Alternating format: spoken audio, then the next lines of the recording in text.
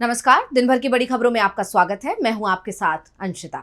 आज इस बुलेटिन में बात होगी बीजेपी और जेडीयू के बीच तेज हुए टकराव की, बीजेपी और आरएसएस पर कांग्रेस के हमले की। देखेंगे बंगाल के हिंसा के पीछे किसकी थी साजिश, महाराष्ट्र में एकनाथ शिंदे अपनी ही सरकार से क्यों हुए नाराज, जानेंगे मेहुल चौकसी को कहां किया गया गिरफ्तार, और बुलेटिन के आखिर में देखेंगे जाने माने कार्टूनिस्ट इरफान की किस खबर पर पड़ी तिरछी नजर। लेकिन दिन भर की तमाम बड़ी खबरों से पहले एक नजर आज की सुर्खियों पर। एनडीए के एक और सहयोगी ने दिया झटका। पूर्व केंद्रीय मंत्री पशुपति पारस बोले, एनडीए के साथ हमारा कोई संबंध नहीं, हम सभी सीटों पर चुनाव लड़ने की करेंगे तैयारी। बांग्लादेश की पूर्व पीएम शेख हसीना ने मोहम्मद यूनुस को दी चेतावनी। पूर्व पीएम बोली, अगर आप आग से खेलेंगे तो ये आपको भी जला देगी। यूनुस पर बांग्लादेश का इतिहास मिटाने का लगाया आरोप। डेमोक्रेटिक आजाद पार्टी के अस्तित्व पर मंडराया संकट। अध्यक्ष गुलाम नबी आजाद ने सभी समितियों समेत पार्टी की सभी इकाइयों को किया भंग। वक्फ कानून में खास धर्म को निशाना बनाया। जम्मू कश्मीर के सीएम उमर अब्दुल्ला का बड़ा बयान, बोले सुप्रीम कोर्ट के फैसले का इंतजार। ये तो थी सुर्खियां, अब बात आज की सबसे बड़ी खबर की। बिहार में इस समय एनडीए के अंदर सीट बंटवारा पहले ही बड़ी चुनौती बना हुआ है। हिंदुस्तान आवामी मोर्चा के नेता जीतन राम मांझी तो अब खुलकर अमित शाह पर ही हमले कर रहे हैं, दावा कर रहे हैं कि लोकसभा चुनाव में उन्हें शाह ने धोखा दिया था।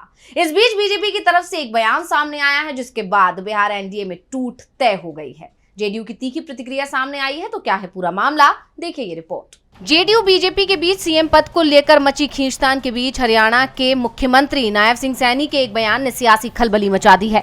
दरअसल नायब सिंह सैनी ने एक कार्यक्रम में कह दिया कि इस बार बिहार चुनाव में सम्राट चौधरी के नेतृत्व में पताका लहराई जाएगी। जिस वक्त हरियाणा के सीएम ने ये बात कही, उस वक्त बिहार के डिप्टी सीएम और बीजेपी नेता सम्राट चौधरी भी उस कार्यक्रम में मौजूद थे।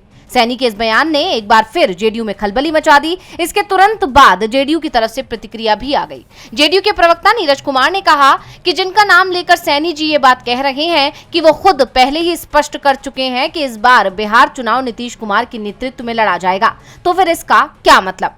लेकिन सबसे तीखी प्रतिक्रिया जेडीयू के कार्यकारी अध्यक्ष संजय झा की सामने आई। झा ने कहा कि नीतीश कुमार तो दिल्ली को पहले भी चौंकाते रहे हैं और 2025 में एक बार फिर से चौंकाने की तैयारी में है। इससे पहले उन्होंने कहा था कि नीतीश कुमार को एनडीए ने जल्दी ही सीएम उम्मीदवार घोषित नहीं किया तो गठबंधन मुश्किल में पड़ सकता है। यानी साफ है कि नायब सिंह सैनी के बयान के बाद और जिस तरह की प्रतिक्रिया जेडीयू की तरफ से आई है, उससे साफ है कि बिहार में एनडीए की टूट तय हो गई है। नायब सैनी के बयान के बाद जेडीयू में गुस्सा दिखाई दे रहा है। बीजेपी को जेडीयू की तरफ से चेतावनी दी जा रही है, तो वहीं कांग्रेस अध्यक्ष मल्लिकार्जुन खड़गे ने भी बीजेपी पर तीखा हमला बोला है। उन्होंने बीजेपी और आरएसएस को अम्बेडकर विरोधी बताया है, तो क्या है मामला, देखिए ये रिपोर्ट। कांग्रेस अध्यक्ष मल्लिकार्जुन खड़गे ने बीजेपी और राष्ट्रीय स्वयंसेवक संघ यानी आरएसएस को अम्बेडकर का शत्रु बताया है। उन्होंने भीमराव अंबेडकर की जयंती के मौके पर आरोप लगाया कि मोदी सरकार बाबा साहेब भीमराव अंबेडकर का सिर्फ नाम लेती है। खड़गे ने कहा, मैं कहना चाहता हूँ, इन्हों बाबा साहब के शत्रु हैं। ये कभी बाबा साहब जिंदा रहे जब भी उनका साथ नहीं दिए। उन्होंने कहा कि चुनाव में बाबा साहेब को हराने के लिए विनायक दामोदर सावरकर और कम्युनिस्ट नेता ऐसे डांगे जिम्मेदार थे। उन्होंने दावा किया कि जिन लोगों ने संविधान की प्रति चलाई, उनके चेले आज सत्ता में बैठे हैं।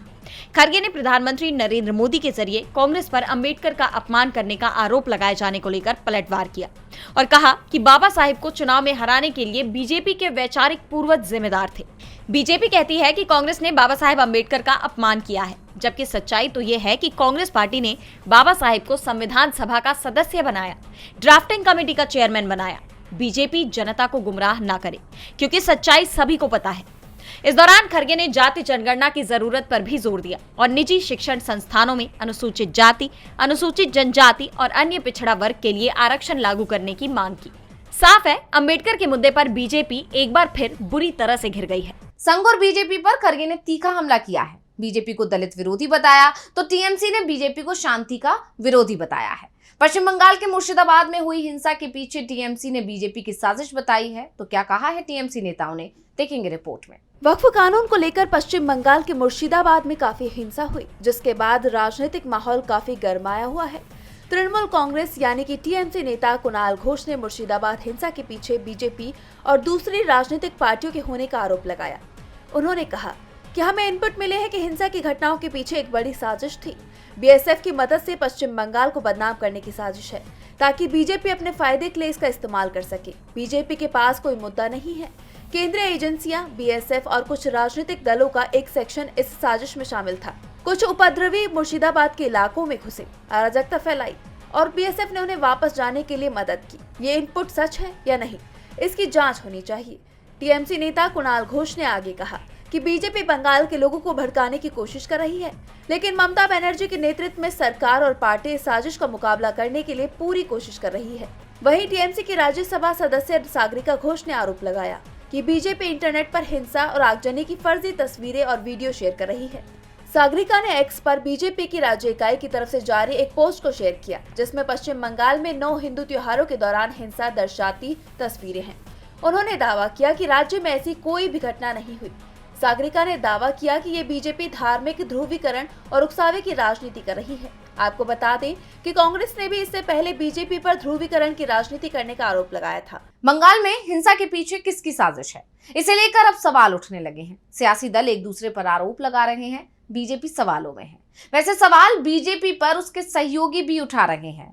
महाराष्ट्र में सरकार में शामिल दल ही नाराज दिख रहे हैं। डिप्टी सीएम एकनाथ शिंदे की नाराजगी की खबर सामने आई है, तो क्या है मामला, देखिए रिपोर्ट। डॉक्टर भीमराव अंबेडकर की जयंती पर तमाम राजनीतिक दलों ने कार्यक्रमों का आयोजन किया, जहां संविधान निर्माता बाबा साहेब अंबेडकर के योगदान को याद किया गया। और क्योंकि संविधान का मुद्दा बीजेपी के लिए परेशानी का सबब बन गया है, ऐसे में बीजेपी ने भी इस मौके को खूब भुनाने की कोशिश की। लेकिन विपक्ष के आरोपों से बचने की कोशिश में बीजेपी ने अपने सहयोगियों को ही नाराज कर दिया। महाराष्ट्र के दोनों डिप्टी सीएम एकनाथ शिंदे और अजित पवार मुख्यमंत्री देवेंद्र फडणवीस से नाराज बताए जा रहे हैं। दरअसल अंबेडकर जयंती के अवसर पर मुंबई के दादर स्थित चैत्य भूमि पर कार्यक्रम का आयोजन किया गया, जिसमें तीनों नेताओं ने शिरकत की। राज्य शिष्टाचार के मुताबिक मुख्यमंत्री से पहले उप मुख्यमंत्री का भाषण तय था, लेकिन ऐन मौके पर उनके भाषण को कार्यक्रम से हटा दिया गया और सीधे फडणवीस का भाषण हो गया। इससे दोनों नेताओं में नाराजगी की खबर आ रही है। बताया जा रहा है कि एकनाथ शिंदे ने अधिकारियों से सवाल भी किया कि भाषण के दौरान उनका नाम क्यों नहीं लिया गया, जिस पर अधिकारियों ने कहा कि आपका नाम लिस्ट में था ही नहीं। जिसके बाद शिंदे ने कार्यक्रम की लिस्ट की एक कॉपी दिखाई तो उन्हें बताया गया कि ये बीती रात ही बदली जा चुकी है। सबसे दिलचस्प बात यह है कि अधिकारी ने ही शिंदे से सवाल कर दिया कि क्या आपको ये नहीं बताया गया था। मीडिया रिपोर्ट के मुताबिक कार्यक्रम का शेड्यूल बदलने वाले अधिकारी की जांच की जा रही है। वहीं अजित पवार कार्यक्रम खत्म होते ही वहां से चले गए। यानी अब तक तो शिंदे की ही फडणवीस से नाराजगी की खबरें आ रही थी, लेकिन अब दोनों ही डिप्टी सीएम नाराज हैं। ऐसे में महाराष्ट्र की सियासत में नया तूफान खड़ा होने की आशंका जताई जा रही है। शिंदे की नाराजगी तो पहले से ही चली आ रही है और अब वो खुलकर बीजेपी से सवाल कर रहे हैं। तो वहीं सवाल मोदी सरकार से भी हो रहे हैं कि क्या वो मेहुल चौकसी को भारत ला पाएगी, क्योंकि खबर ये आ रही है कि मेहुल चौकसी को बेल्जियम में गिरफ्तार किया गया है। तो क्या है पूरा मामला, देखेंगे रिपोर्ट। पीएनबी घोटाले का आरोपी मेहुल चौकसी बेल्जियम में गिरफ्तार किया गया है। केंद्रीय राज्य कानून मंत्री अर्जुन राम मेघवाल ने मेहुल चौकसी की गिरफ्तारी को केंद्र सरकार की कूटनीति का कमाल बताया है। वहीं केंद्रीय वित्त राज्य मंत्री पंकज चौधरी और बीजेपी सांसद बृजलाल ने इस गिरफ्तारी को मोदी सरकार की भ्रष्टाचार के प्रति जीरो टॉलरेंस नीति का नतीजा बताया। मेघवाल ने कहा कि ये प्रधानमंत्री नरेंद्र मोदी की सफल विदेश नीति और कूटनीति का परिणाम है। हमारी सरकार ने तहव्वुर राणा को भारत लाने में कामयाबी हासिल की और अब चौकसी को भी वापस लाने की दिशा में कदम उठाए जा रहे हैं। ये भारत के लिए गर्व की बात है। हालांकि चौकसी के वकील विजय अग्रवाल का कहना है कि उनके मुवक्किल का प्रत्यर्पण आसान नहीं होगा, क्योंकि संजय भंडारी मामले में भारत के प्रत्यर्पण अनुरोध को भी खारिज कर दिया गया था। चौकसी के वकील ने कहा कि अगर वे यानी चौकसी यहाँ आते हैं तो राजनीतिक और मीडिया के दबाव के कारण उनका मानना है कि निष्पक्ष सुनवाई मुमकिन नहीं हो सकती है।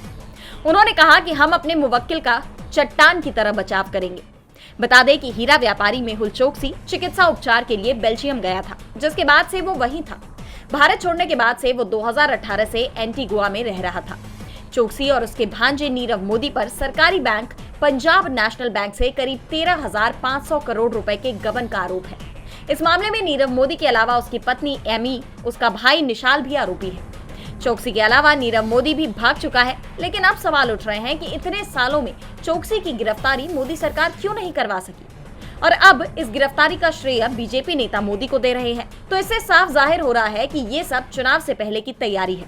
यानी बीजेपी की पोल खुल चुकी है। मेहुल चौकसी के प्रत्यर्पण को लेकर सरकार की तैयारियों पर सवाल उठना शुरू हो गए हैं, तो सवाल बिहार चुनाव को लेकर भी उठ रहे हैं। बिहार में इसी साल के आखिर में चुनाव है और चुनाव को लेकर महागठबंधन का बड़ा प्लान सामने आ रहा है। 15 अप्रैल को दिल्ली में कांग्रेस और आरजेडी नेताओं की बड़ी बैठक होने वाली है। इसमें महागठबंधन की पूरी रणनीति साफ हो जाएगी। वैसे तो बिहार विधानसभा चुनावों की तारीखों के ऐलान में अभी काफी वक्त है, लेकिन कांग्रेस ने अभी से दिग्गजों को मोर्चा संभालने के लिए मैदान में उतार दिया है। चुनाव को लेकर अब 15 अप्रैल को राष्ट्रीय जनता दल और कांग्रेस के बीच बड़ी बैठक होने जा रही है, जिसमें चुनावी रणनीति और सीट बंटवारे पर चर्चा होगी। इसके अलावा सीएम फेस को लेकर भी चर्चा हो सकती है। तेजस्वी यादव दिल्ली में कांग्रेस अध्यक्ष मल्लिकार्जुन खड़गे से मुलाकात करेंगे। इस दौरान आरजेडी और कांग्रेस के कई नेता मौजूद रहेंगे। मुलाकात के दौरान दोनों पार्टियों में सीएम फेस और वाम दलों के साथ सीट बंटवारे को लेकर चर्चा होगी। महागठबंधन ने साथ चुनाव लड़ने की पूरी तैयारी कर ली है, जिसके बाद कहा जा रहा है कि दोनों पार्टियों यानी आरजेडी और कांग्रेस के बीच सीट शेयरिंग आसानी से हो जाएगा। एक तरफ जहां 15 अप्रैल को आरजेडी और कांग्रेस की बैठक बुलाई गई है, तो वहीं 17 अप्रैल को महागठबंधन की बैठक होनी है। आपको बता दें कि पिछले कई दिनों से बिहार में कांग्रेस अपनी रणनीति पर ध्यान दे रही है। बिहार कांग्रेस में नई जान फूंकने के लिए आलाकमान ने अखिलेश प्रसाद सिंह को हटाकर राजेश कुमार को नया अध्यक्ष बनाया है। इसके अलावा कृष्णा अल्लावरू को नया प्रभारी बनाया है। कांग्रेस ने हाल ही में कन्हैया कुमार के चेहरे को आगे कर रोजगार दो यात्रा निकाली। पार्टी चुनाव से पहले दलित अल्पसंख्यक वोटर्स पर फोकस कर रही है। इसके अलावा पार्टी युवाओं को रिझाने के लिए तमाम कोशिशें कर रही है। ऐसे में एनडीए की टेंशन बढ़ सकती है। कांग्रेस और आरजेडी की बैठक में सीट बंटवारे से लेकर सीएम उम्मीदवारी तक सब कुछ साफ हो जाएगा। बिहार में इस बार महागठबंधन मजबूत हालत में दिख रहा है, जिसे लेकर मोदी सरकार भी चिंतित है। तो उनकी इस चिंता को सऊदी अरब ने भी बढ़ा दिया है। हज को लेकर भारतीयों का कोटा 80% कम कर दिया गया है। तो क्या है पूरा मामला, देखिए रिपोर्ट। अमेरिका के बाद भारत के एक और मित्र देश ने करारा झटका दे दिया है। भारतीय हज यात्रियों को लेकर सऊदी अरब सरकार के एक फैसले ने बड़े बड़े नेताओं की नींद उड़ा दी है। भारत के प्राइवेट हज कोटे में से 80% की कटौती की गई है, जिसके बाद से मोदी सरकार घिर गई है। विपक्ष सवाल पूछ रहा है कि मोदी और उनकी पार्टी तो दावा करती है कि अमेरिका और सऊदी अरब से भारत के रिश्ते बहुत अच्छे हैं, ये मित्र देश है, तो फिर दोनों ही देश भारत को एक के बाद एक झटके क्यों दे रहे हैं? यानी विपक्ष सरकार पर हमलावर हो गया है। ऐसे में पीपल्स डेमोक्रेटिक पार्टी प्रमुख महबूबा मुफ्ती और जम्मू कश्मीर के मुख्यमंत्री उमर अब्दुल्ला ने विदेश मंत्री डॉक्टर एस जयशंकर से तुरंत इस मामले में सऊदी अरब सरकार से बात करने की अपील की है। महबूबा मुफ्ती ने कहा कि सऊदी अरब सरकार के फैसले ने टूर ऑपरेटर्स को परेशान कर दिया है। वहीं सीएम उमर अब्दुल्ला ने भी एस जयशंकर से इसका समाधान निकालने का आग्रह किया। उन्होंने कहा कि भारत सरकार को इसका समाधान निकालने के लिए तुरंत कोशिश करनी चाहिए, ताकि हजारों यात्रियों की परेशानी दूर हो। मीना मक्का के पास एक टेंट सिटी है, जहां हज के दौरान यात्री 4 दिन के लिए रुकते हैं और हज से जुड़े कुछ रीति रिवाज किए जाते हैं। सऊदी अरब ने मीना के जोन 1 और जोन 2 को प्राइवेट टूर ऑपरेटर्स के लिए रद्द कर दिया है, जबकि 3, 4 और 5 के लिए भी पेमेंट बंद कर दी गई है। पहले ये जोन भारत के 26 प्राइवेट टूर ऑपरेटर्स को अलॉट होते थे, जिसके तहत 52,000 यात्रियों को यहाँ आना था। अब सऊदी अरब के इस फैसले को भारत के लिए बड़े झटके के तौर पर देखा जा रहा है। ऐसे में देखना होगा कि मोदी सरकार इस मामले पर क्या कदम उठाती है। और बुलेटिन के आखिर में देखेंगे जाने माने कार्टूनिस्ट इरफान की किस खबर पर पड़ी तिरछी नजर।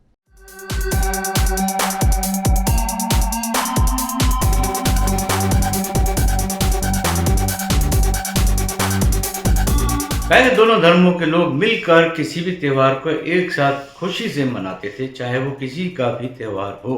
आप समझ गए होंगे मैं किन 2 धर्मों की बात कर रहा हूँ। लेकिन आज के दौर में ज़माना एकदम बदल गया है। ये नया इंडिया भी तो है। इसमें अब जब भी कोई त्यौहार एक धर्म मनाता है तो वो दूसरे को खुशी से शामिल करने के लिए नहीं, बल्कि उसको चिढ़ाने के लिए मनाता है। दुख की बात यह है कि ऐसे दौर में ऐसे चाहने वाले लोगों की संख्या, जो इस तरह की गंदी सोच रखना चाहते हैं, उनकी संख्या लगातार बढ़ती चली।